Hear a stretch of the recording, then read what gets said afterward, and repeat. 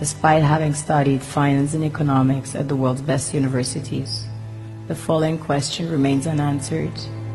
Why is it that 5,000 units of our currency is worth 1 unit of your currency, where we are the ones with the actual gold reserves?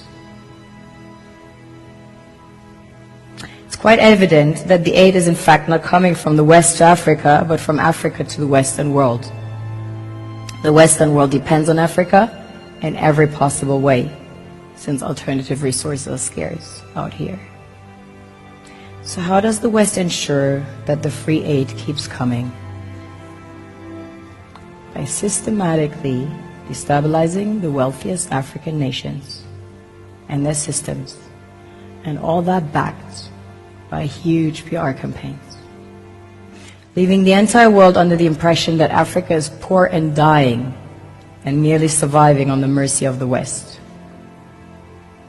Well done, Oxfam, UNICEF, Red Cross, Life Aid, and all the other organizations that continuously run multi-million-dollar advertisement campaigns depicting charity porn to sustain that image of Africa globally.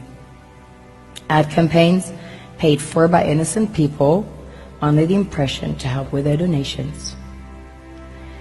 While one hand gives under the flashing lights of cameras, the other takes in the shadows. We all know the dollar is worthless, while the euro is merely charged with German intellect and technology, and maybe some Italian pasta. How can one expect donations from nations that have so little? It's super sweet of you to come with your colored paper in exchange for our gold and diamonds. But instead, you should come empty-handed, filled with integrity and honor. We want to share with you our wealth and invite you to share with us.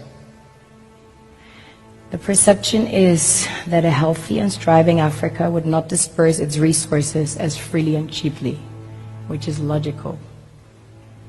Of course, it would instead sell its resources at world market prices, which in turn would destabilize and weaken Western economies, established on the post-colonial free meal system. Last year, the IMF reports that 6 out of 10 of the world's fastest growing economies are in Africa, measured by their GDP growth. The French Treasury, for example, is receiving about $500 billion year in, year out. Foreign exchange reserves from African countries based on colonial debt they forced them to pay. This is what happens in the human world, the world we have created.